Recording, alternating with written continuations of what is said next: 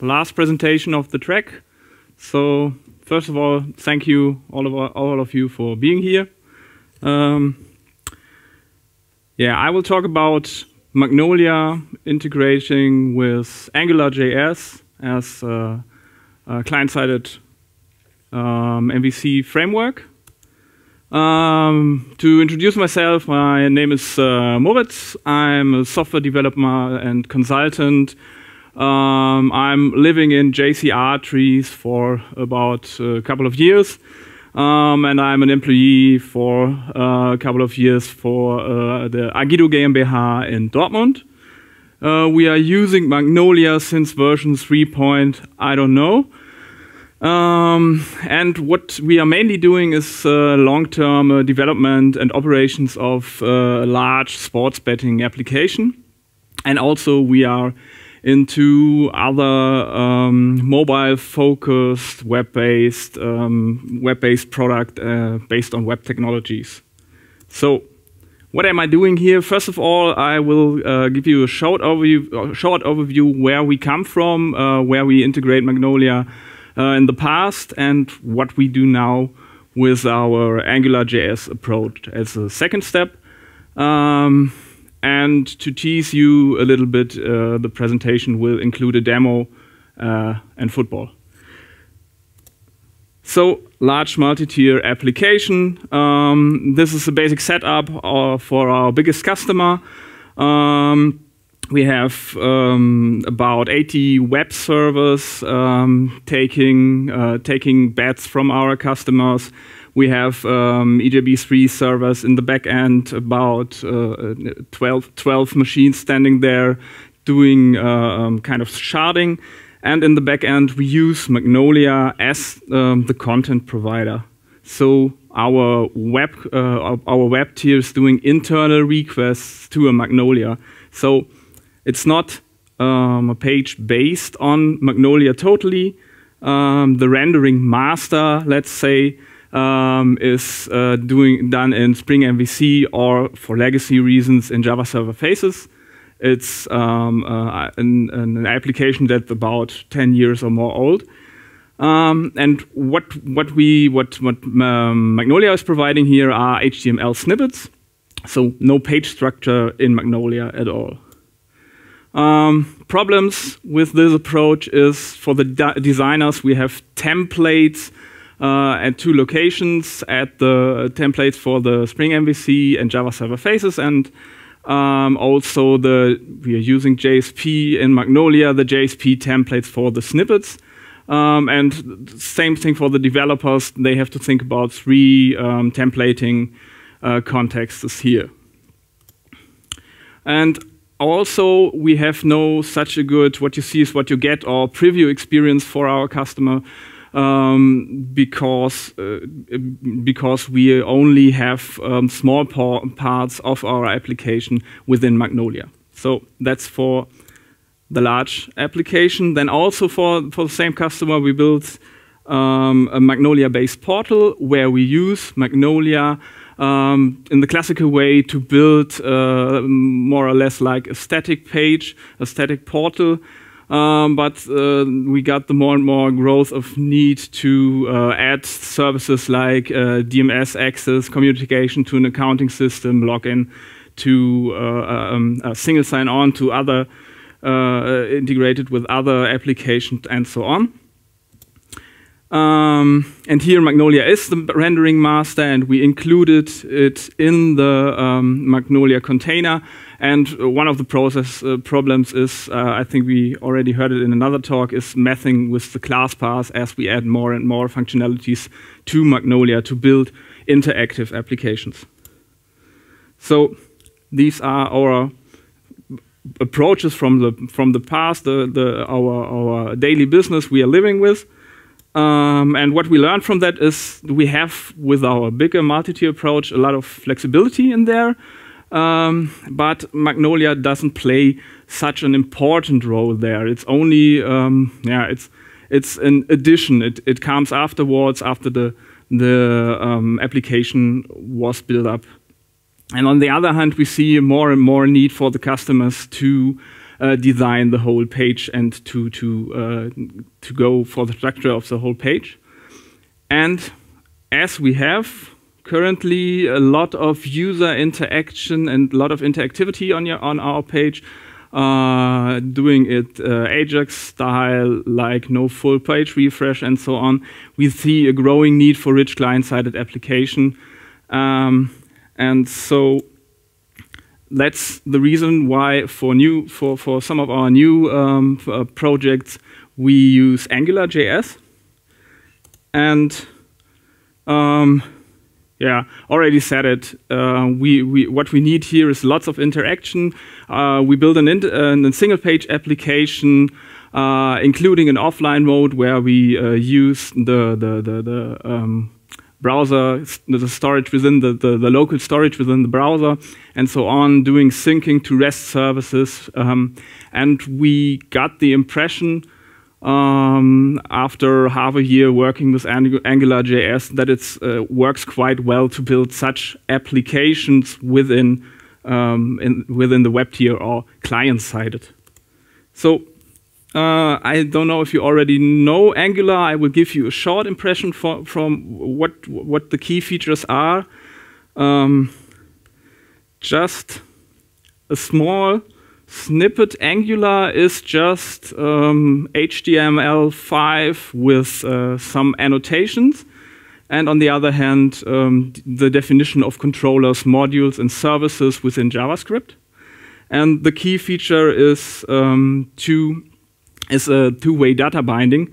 So you have a very declarative way to bind your components, your input components, with the model behind you can work on in the controller. So to see, you can instantly type something in an input field, and it will be shown where you put some of your markup here, and you have not to deal with some event handling. Angular is doing this for you. And another feature of Angular is that you divide the DOM tree in active regions, that you divide it in separated parts where a single controller is capable of doing the stuff. And these controllers, as you can see here, I used the same variable name, but these two components does not share the same scope. So you have a separation of your components in there. So that's it for Angular. Yeah, as I already said, plain HTML, and which with custom attributes and tags. We have this cool two-way data binding feature, which includes an ongoing rendering on the client side, which works on this Angular markups. And you declare your application within your HTML file. You can do it as the HTML head tag, or you can only make a part of your HTML file or your static prototype an active Angular component. You are just able to add more than one Angular apps. And also you divide your DOM, as I already said and showed you, into components working on its own scope. And it's obvious, but it's easy to combine with non-active components. And what's interesting there is that Angular has no power in here because it's not within some of these controller parts. So, and now there's the point where we use Magnolia, and where Magnolia comes into the game. We starting with these templates and use Magnolia to deploy our AngularJS application. That's very straightforward. But what's possible there is that you can manage, on the one hand, the static content, like content title, some info text, and so on, and also can give starting values to your Angular application. So you can configure your Angular application within Magnolia by adding attributes in Magnolia here. So what we do also is that we take components in Angular literally and make Magnolia components out of it. So we put together these small snippets of components where we integrate it just for the presentation.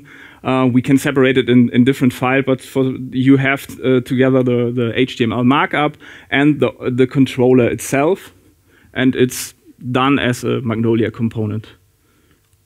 And also our page in Magnolia gives the frame for our application. It's very straightforward. And to give you a bit larger impression of what we can build here is a second demo. Let's go to the backend. I already prepared. Oops. I already prepared this page here. Let's say we're going the normal Magnolia style, adding some static stuff here, static in the sense of a dynamic web app we want to deploy here. Let's say we add some text here. No Angular at all. And let's start,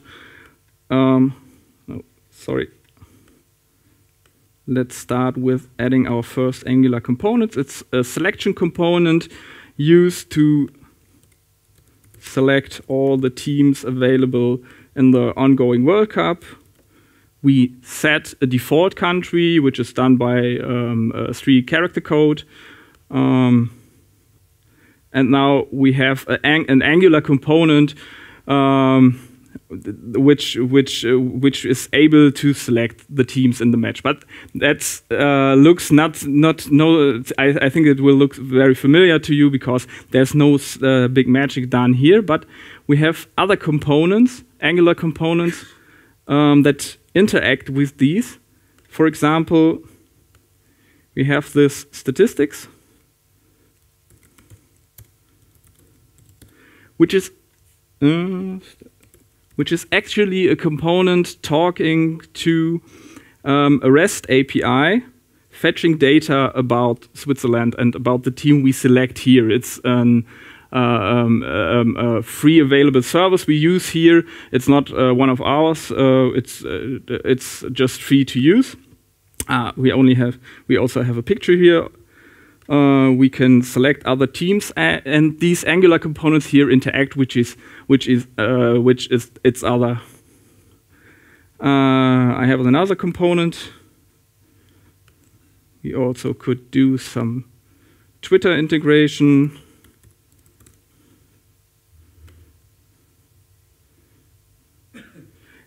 And we have a component here reflecting the Swiss hashtag in Twitter. So we can work with these components in the normal way, and as you can see, we are in the author's backend. So, and these components already work and talk to the REST services in the backend. So, oh, that's the wrong page. Let's give it a try and fix the layout a bit.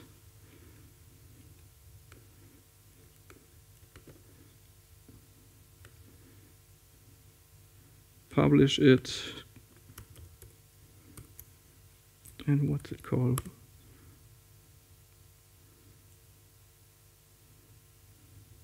And there we have our Angular app. It's not a big magic here. We can do more with integration of other REST services or with adding more Angular magic here. It's only to give you an impression how we are trying to build applications here. So back to our presentations. That was my demo fallback. So, but the internet worked so very well. So it's very simple. It's very basic. We have components available for our authors in Magnolia. We have once the idea that it's something like the old promise of portlets in Java. I don't know if any remember it, but it's building up your application from independent component that can be done within a CMS or something like a server that provides that. And you are able to put in your AngularJS components and add them as components to Magnolia. The communication here works with messaging. Angular gives you the opportunity to the components to talk to each other by using broadcast messages or messages down the tree of components. And we are talking straight to REST services here. So that's a very simple stack. AngularJS as a JavaScript framework, REST services, and Magnolia delivers our application. So we have, in this case, we have a first rendering step if we fetch our application, and that's the normal Magnolia rendering. And then we have this ongoing rendering within the browser. So our impressions here, what we have seen for now, if we work on this, an advantage is that templates are in one place. We are working in Magnolia FTL templates here. The scalability is very good because our services are stateless and can be duplicated. Magnolia as well can be scaled, scaled horizontally.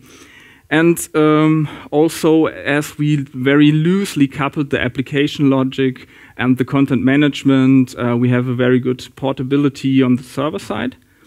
On the other hand, for the development, there's a bit of complexity because you have to handle with two styles of markups, or you have to decide what is content, static in the Angular way, or what is the content and what is the data, what is the model within the client side at MVC. And on the other hand, you have to think about portability and about integration of your components because you separate them, but they live on the same page. So if you add some JavaScript libraries there, you have to think about compatibility as well.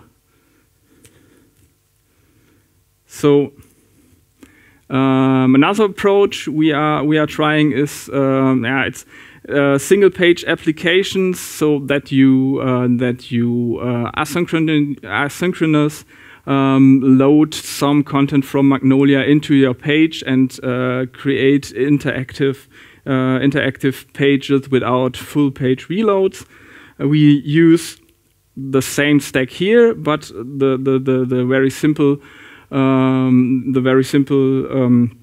fact here is that Magnolia 5 has a REST API as well. So what we do here is we fetch the page structure and use it as a structure for our page transformations. So there are Angular plugins or Angular built-in opportunities to provide a state model or a model of your structure and of the change. And you can fill certain areas with asynchronously fetched content. So what we do here is I will show you in another demo. We build up a structure which is not a structure of pages in Magnolia, but a structure of subpages or what we want to fill in certain areas. So in the first step, we fetch via the REST API the structure of a tree, build up the model we used in AngularJS, create on the client side a navigation for it. Navigation is one example here I want to show. The user then triggers a state change, and we then fetch these sub-pages, which are not full HTML pages, but snippets, and we fill this within the subview. So again, a demo of these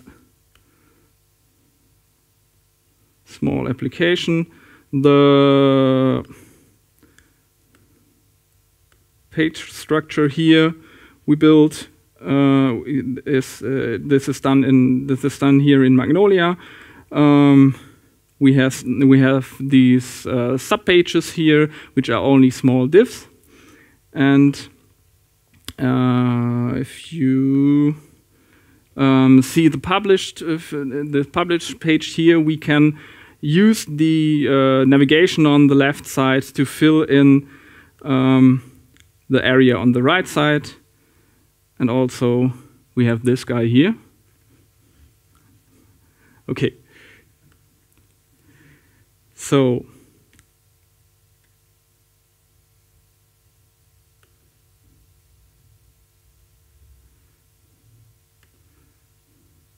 characteristics of this approach is a little bit the application logic in AngularJS, and this is more and more coupled with the Magnolia internal structure as we talk with the Magnolia REST API here.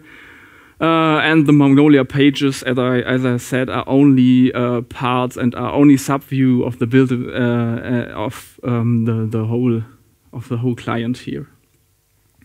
So, to come to a conclusion in comparing these approaches, we have seen in our big multi-tier setup, we have no what you see, what you get. We have no template spread across applications. We have templates across the application. We have a very complex development stack here. It's flexible. The CMS is a stateless service here. We have no interactivity in here. For the preview thing we have, for the preview problem, we have done a feature where we set up a test server which is able to look up the content that is actually in the author.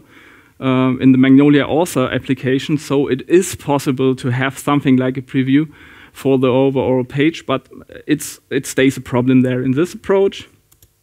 On the other hand, here the editor has the control over the whole page structure. We have the mess with the class path, and we have we have the static content and business logic mixed. So we have the business logic, the interactivity, and the Magnolia content mixed here. Our new approach, we are looking very forward to go with it. It is component based. The business logic is separated from the content logic. The editor is able to control the whole page structure. And also the scalability here seems to be very good because we work with separated services here. So what's next? It's an ongoing process for us. The requirement management, we are trying to build a tool which makes it easy, because if you combine those components within your application, you don't want to integrate, for example, all the JavaScript libraries if there is no component that are using it on one page. So we have a solution included require.js, but we are not very lucky with it because it's a bit ugly. So that's the main point, and we have to think about it. On the other hand, we tried a solution where the CMS context is available client-sided, so where we make a switch from the FTL or JSP templating and provide an object within JavaScript that we can use in the standard AngularJS templating. And what we also have learned, the scalability is good, but performance is a problem here. If you talk to a lot of REST clients, For example, in this navigation demo, if you have to fetch the structure in the first place, then you have for this simple application have a REST call during the page start to build up the structure. So that's something we have to think about. We have already some experiences in doing this for interactive for components and for pages that are built up by components that are very tightly coupled to our business domain, so that we are able to do a lot of very domain-specific caching.